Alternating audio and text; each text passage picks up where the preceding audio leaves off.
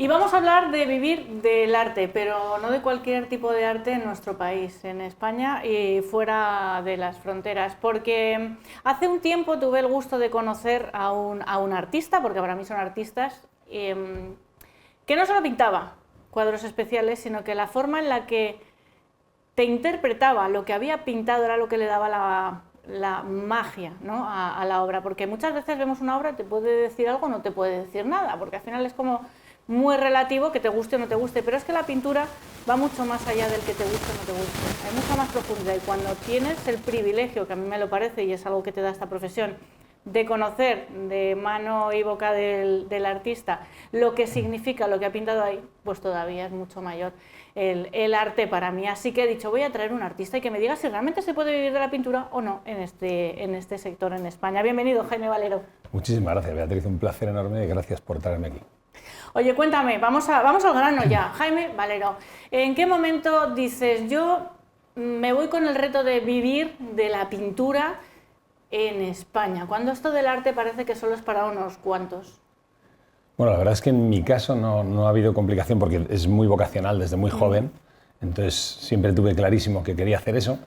Lo que pasa es que, claro, cuando entras en la facultad y coincides con un montón de compañeros que tienen esa misma pasión, ese mismo sueño, pero tú vas viendo que a lo largo de los años de la carrera y luego los posteriores, los primeros post-carrera, vas viendo cómo la gente, pues, finalmente por la vida, se van cayendo de ese proyecto inicial de dedicarte al arte, porque es complicado, eso es verdad, y entonces vas viendo que la mayoría de ellos pues, acaban en otro tipo de actividades que están fenomenal, pero que renuncian un poco a ese sueño inicial de dedicarte a tu arte directamente, ¿no?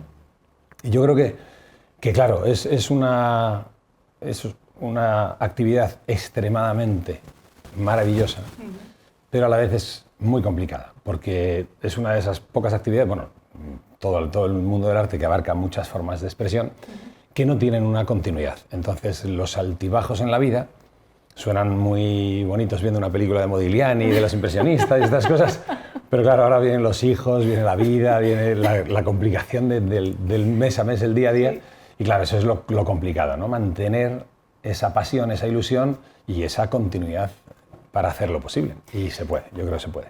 Qué bueno, Jaime. ¿Cuáles crees que son las razones o lo que has hecho tú diferente del resto, y no por una comparación, sino porque nos podamos inspirar, ¿no? ¿Qué han hecho que tú no te hayas quedado por el camino en esto de, bueno, pues ya pintaré en mis ratos libres?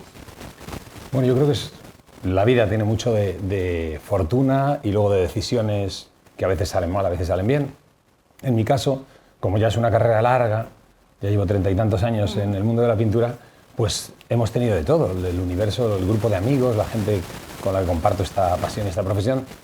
Pues en España ha habido tiempos muy interesantes y muy buenos para el arte que yo hago, el arte figurativo, y luego ha habido momentos complicados, cuando viene una crisis terrible, pues lo primero que quitas de tu vida es un lujo como el arte, entonces pega muy fuerte. Entonces, esos vaivenes de la vida, la cosa es ser capaz de, por eso me encanta tu programa y me ha encantado escuchar a estas dos compañeras anteriores, hay que reinventarse, hay que estar dispuesto a que lo que te servía hasta ahora deja de hacerlo y hay que buscar otras cosas. Entonces, en mi caso, han sido diferentes momentos en la vida. Yo inicialmente, por circunstancias de la vida y por suerte, como digo, los primeros años de mi vida profesional hice mucho retrato de encargo y entonces fue una etapa como de mucho aprendizaje, muy estable, porque tienes unos ingresos cómodos. Pero claro, no estás desarrollando tu arte, estás haciendo lo que te encargan. Entonces, al principio es maravilloso, pero luego llega un momento en que tu cuerpo te está empezando a pedir, tu mente, tus vísceras están empezando a pedir, salte de aquí y búscate, que para eso estudiaste Bellas Artes, ¿no? Entonces, ese es como el primer cambio que das en el que te sueltas un poco de las amarras de la seguridad que te daban los retratos y te lanzas un poco al universo ya más complicado de, oye, quiero hacer lo que me interesa expresar, quiero sacarlo ahí fuera y ver cómo funciona, ¿no? Y ese es el primer momento de la primera decisión importante, que habría que defenderla con un trabajo sólido, buscando, claro, y eso implica, como han dicho las compañeras antes, muchísima pasión, ilusión, día a día, batalla. Total. Son horas de vuelo, y entonces trabajar mucho y moverte mucho fue lo inicial. Claro, fíjate que esa parte creativa parece que no va vinculada a la disciplina y al trabajo muy duro, ¿no? Y te voy a contar una historia que me pasó a mí, porque claro, yo no me dedico al arte puramente dicho como tú, pero cuando yo empecé a estudiar audiovisuales, yo soy técnico superior en realización de audiovisuales, en la primera reunión me dijeron, esto no tiene salida, el mundo del audiovisual, de crear, del cine o de la televisión no tiene salida, es un mundo para unos cuantos. Y yo personalmente no he dejado de trabajar, pero ¿qué pasa? Que claro, no me he dedicado al cine o a la televisión toda la vida. Y ahora seguro que tú tienes anécdotas que quiero que me contarás. He tenido que hacer vídeos de comunión, que no es tan agradable. O he tenido que estar haciendo otras cosas para no salirme del sector, porque yo siempre he tenido claro que quería dedicarme al audiovisual, en cualquiera de sus ramas. ¿Qué ha hecho Jaime Valero a lo largo de sus años que diga, bueno, pues he tenido también, igual no he pintado techos, pero qué otros trabajos para seguir estando en el mercado de la pintura has estado haciendo? Pues te entiendo perfectamente lo que dices, porque nos pasa a todos los que estamos en este tipo de ámbitos, ¿no? Que en realidad lo que haces es, vas capeando el temporal a medida que se va dando, que va llegando. Hay momentos en los que la propia pintura ha funcionado muy bien y yo he podido vivir de los cuadros, he recibido algún premio que me ha potenciado la carrera, ha funcionado bien en las galerías, pero como hablábamos, vienen las crisis, vienen cosas y entonces hay que, como tú decías, hay que buscar alternativas y ahí es donde, bueno, primero el primer movimiento que hice, que yo creo que es importante y que lo hicimos muchos compañeros, fue salir fuera, porque la crisis pegó muy fuerte en España y entonces todo lo que aquí funcionaba en galerías con las que llevábamos muchos años trabajando y que eran de una solvencia y una seguridad enorme, cerraron en los pocos primeros años después del dichoso 2008. Y entonces tenías que buscarte la vida, porque la persona y la galería que era tu referente y que te movía las cosas dejaba de hacerlo. Entonces había que salir al extranjero, había que buscar galerías fuera, porque había otros países donde la cosa estaba mejor y funcionaba. Y ahí tuve suerte y tuve un par de galerías que funcionaron muy bien. Pero luego, incluso eso, llega un momento en que no es que lo dejes, pero necesitas otros puntos de apoyo, como tú estabas diciendo, ¿no? Hacer otras cosas. Y ahí tuve la suerte de, a través de un compañero que afortunadamente me metió en el mundo de la docencia, entré hace como 11 años en lo que es el mundo de la docencia, que inicialmente yo le tenía cierto rechazo porque pensaba que me iba a quitar el tiempo, claro, obviamente te quita tiempo, pero es increíble lo que me ha aportado, lo que me supone y lo que me regala hoy cada día esa nueva situación. Qué maravilla. Oye, tenemos que nombrarlo, es importante, es una persona que es una artista, que va a ser una referencia, que ya lo es, que lo será cuando nos deje, y es Antonio López, y es importante, ¿no? Forma parte de un círculo cercano, de un referente para ti. Sí. Esto es como tener la suerte, yo pienso que es la suerte, el privilegio de haber vivido en el mismo tiempo que un Velázquez, ¿no? Que un Goya, que es como, ostras, hemos tenido la suerte de poder compartir espacio y obra y enseñanzas de un maestro. ¿Cómo se vive eso en un sector como el tuyo, que es tan retador? Porque claro, cuando eres Antonio, pues supongo que es mucho más fácil cuando ya te has hecho ese nombre. Pero hacerte ese hueco especial, ¿cómo lo has hecho tú? Que además tienes unas obras tan particulares, porque tú también tienes una técnica muy particular. Una obra tuya, yo que no soy especialmente culta en cuanto al arte, yo veo una obra tuya y es como, pues si no es de Jaime, se parece mucho, ¿vale? Por el tema del agua, por el tema de la luz. Entonces, ostras, tú has sabido hacerte ese hueco. ¿Cómo te has inspirado en personas en las que tenemos vivas como Antonio? Claro. ¿Vale? ¿Y cómo has hecho para hacerte ese hueco especial? Bueno, me alegro muchísimo de que menciones a Antonio, porque además de amigo y referente, yo tuve la suerte de ir a un taller suyo hace 28, 29 años, un taller que daba él en Jerez de la Frontera, y entonces en ese taller él fue tan generoso que compartió con nosotros, con los que estábamos allí, que le preguntábamos, yo le pregunté, yo había visto la exposición del 93 en el Reina Sofía y me había impresionado muchísimo, especialmente sus dibujos, y le pregunté por la técnica, porque eran completamente diferentes a nada que yo hubiese visto antes, y él fue tan generoso que compartió con nosotros en qué se basaba esa forma suya de dibujar, que es increíble, es completamente distinto. Entonces yo desde entonces, luego ya lo acoplas y lo adaptas a tu forma de trabajar, a tu universo, pero he tirado siempre mucho de esa forma de trabajar suya y le estoy enormemente agradecido, y conocerle, hemos expuesto hace poco juntos en el Palacio Real una exposición muy grande con artistas de la figuración española y de China, y es un privilegio conocerle, hablar con él, es una eminencia. Pero como decías, claro, el peligro que puede tener un referente como Antonio López es como el peligro que tú decías muy bien de vivir contemporáneo a Velázquez o a Caravaggio, y entonces todos son caraballitos o velazquitos o Antoñitos. Totalmente. Claro, hay que tener hay que tener la intensidad en tu trabajo y la constancia para encontrar tu propio camino. No tienes que renunciar a disfrutar del trabajo de los compañeros, pero tú tienes que encontrar tu propio espacio, porque lo que le da a nuestro trabajo, al arte, sea el que sea, literatura, danza, pintura, lo que sea, lo que le da un valor enorme es el momento en el que tú encuentras tu propio lenguaje y eres capaz de producir algo, de crear algo que en el proceso creativo te estás volcando tú. Eso es la cosa más increíble que existe en el mundo. Entonces eso es lo que te hace luego aguantar todos los problemas que te puede aportar esta profesión. Y eso al final es, como tú decías, encontrar un universo personal que cuando la gente vea lo que tú haces, sea un libro que lee, o sea ese eres tú, porque te has volcado ahí y está ahí puesto, ¿no? ¡Qué maravilla! Y entonces, ¿tú qué te piensas? Que la expresión como perro mojado no es nada creativo, coge este señor y hace cuadros. ¿Y por qué digo esto? Porque sus obras tienen algo muy particular y es el agua, que no es el agua, es la luz. Porque claro, el agua no, es la forma en la que la luz le da al agua. Exactamente.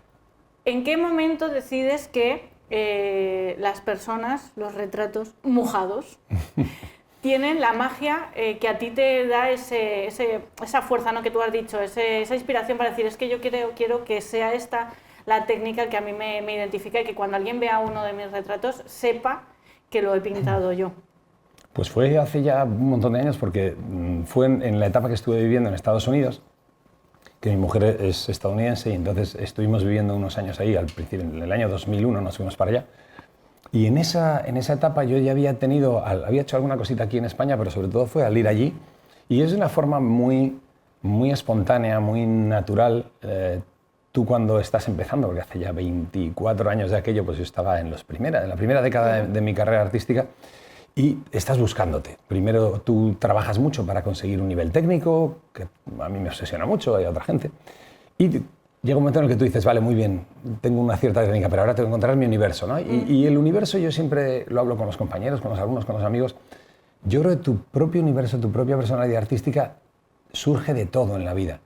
De la gente con la que hablas, de conversaciones con amigos, de películas, de libros que lees, todo lo que te afecta a lo emocional, a tu parte emocional, es lo que acaba volcándose. Entonces, en esa etapa en Estados Unidos, tuve acceso a una serie de compañeros muy interesantes, trabajaban la encáustica, unas técnicas muy interesantes, y en paralelo a mí me empezó a fascinar el mundo yo me levantaba por las mañanas, me iba a duchar y me fascinaba cuando entrabas a la ducha, tu cuerpo no tiene ninguna gracia porque somos muy sosos de color, no tenemos nada. No. Me ha encantado, mira.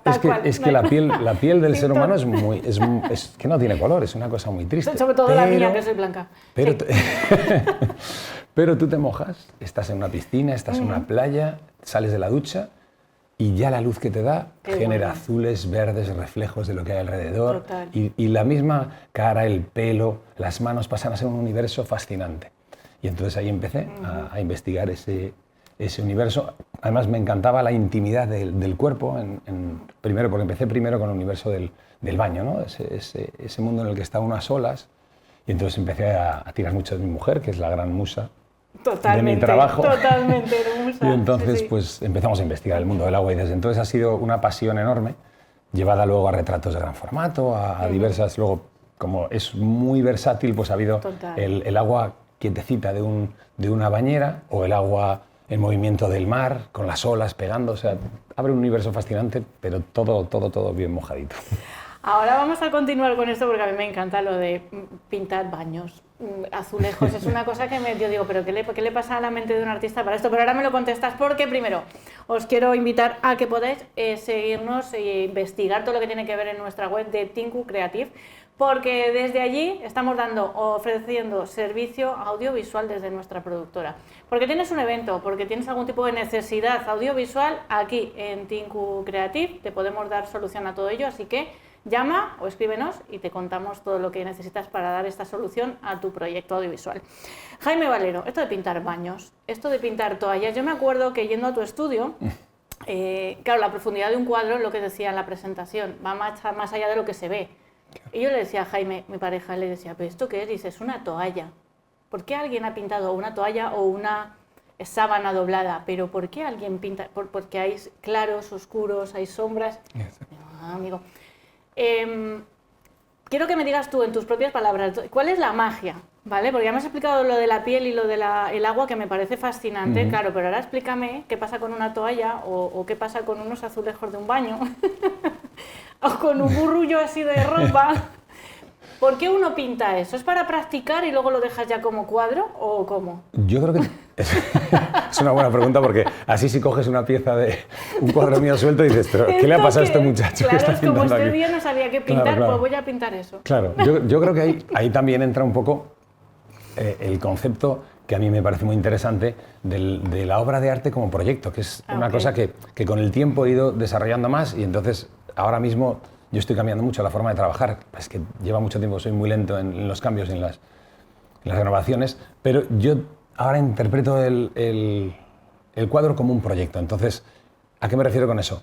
Que, como tú decías, la imagen es muy importante porque yo tardo mucho en encontrar la imagen. Y cuando encuentro una imagen que me fascina, trabajo sobre ella mucho tiempo, pero mucho tiempo pueden ser meses, antes de empezar a hacer el primer cuadro. Ostras. Entonces, ese universo en el que tú vas moviendo todo ese imaginario es donde se generan toda una serie de fondos, entornos, iluminaciones, Total. composiciones, que luego dan un cuadro, pero que en el recorrido han generado muchísimas cosas muy interesantes. Entonces, en la próxima exposición que tengo ya casi cerrada en Casa de Vacas en Madrid, que va a ser muy grande, con mucha obra, estoy a punto de reunirme con la directora para hablar justamente de que la exposición vaya en ese sentido, que cada cuadro, en lugar de aparecer solo, venga acompañado de todo el proceso creativo, de todo lo que surgió, de apuntes, anotaciones, fotografías, todo. Porque claro, al final la magia de todo lo que pasa alrededor, del universo, ¿no? Eso es, porque si no vemos solo el final y pasa lo que tú me dices, ¿qué es esto de una ropa o de un paño o una toalla? Pues a lo mejor puesto en contexto entre todas las obras. Entonces, ahí me gustará poner incluso vídeos del proceso creativo. Ah, qué bueno. Entonces, ese es el nuevo universo en el que yo creo que se entenderá todo lo que hay detrás de cada una de las imágenes. Me encanta que cuentes esto, porque al final el mundo del emprendimiento es esta la magia, de poder crear no solo... No, es que yo pinto cuadros, no, es que no pintas cuadros, es que tú creas universos en torno a lo que luego se ve que es un cuadro, ¿no? Y la magia está en todo lo demás, y que encima tú nos lo puedas mostrar de esta manera, bueno, a mí me encanta. Espero que a Tinku Televisión nos lleguen un par de invitaciones, que me voy yo del brazo de Alejandro Guerrero a la exposición. Ahí os espero sin falta, por Dios bendito, por Dios.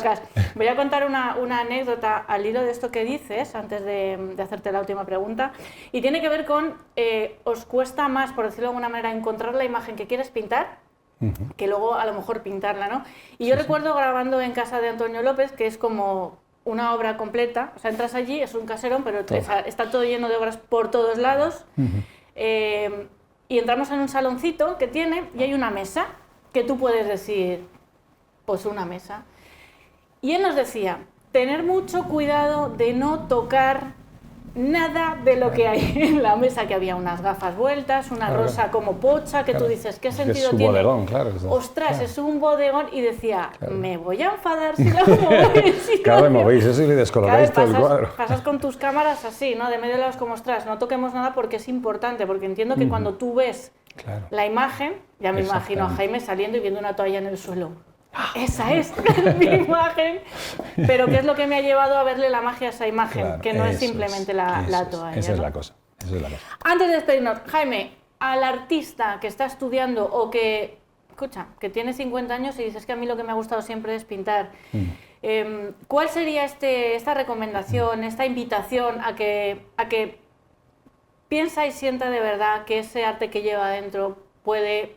Primero, hacerle ser un ser creativo como quiere, y luego pagarle las facturas, ¿por qué no? Que se puede vivir en este país si quieres, y se le vas a echar disciplina y trabajo, como ha dicho Jaime. Claro que sí. Para ello. ¿Qué le diríamos? Claro que sí. Yo le diría que esta profesión, como casi todas las que yo conozco, y por supuesto todas las artísticas, pero en general todas en la vida, es pico pala. Son horas de vuelo. Entonces, hay mucha gente que dice, no, es que a mí lo de pintar, no, yo nunca he sido bueno. No, tú es que no te has puesto. Si tú le echas la hora y le dedicas las horas, van a salir cosas interesantes. Y si encima es tu pasión y te gusta, lánzate. Total. Mira, hay un montón de artistas, pero artistas de primerísimo nivel, que han dado lo mejor de su carrera muy mayores. Y han estado 40, 50 años pintando. Total.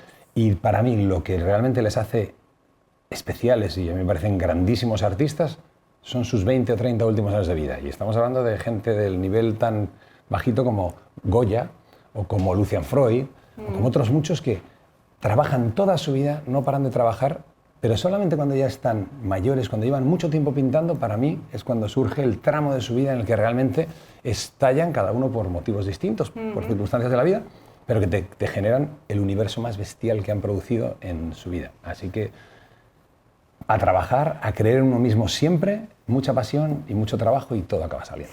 Pues yo ya tenía ganas de traer un artista creativo, de estos que viven de crear, del arte, de seguir inventando, reinventando y otra vez creando obras para poder decir que efectivamente viven de su pasión y que se puede y se quiere.